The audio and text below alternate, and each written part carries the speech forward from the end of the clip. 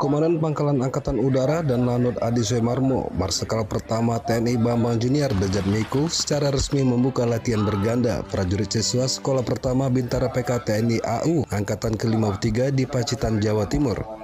Latihan berganda ini diikuti para prajurit siswa Sekolah Pertama Bintara Prajurit Karir Pria TNI AU Angkatan ke-53 Skadron Pendidikan Wing Pendidikan 402 dan Sekolah Pertama Bintara Prajurit Karir Wanita TNI AU Angkatan ke-53 Skadron Pendidikan Wing Pendidikan 401 yang sedang menjalani pendidikan di Lanut Adi Sumarmo Rabu 28 Agustus 2024.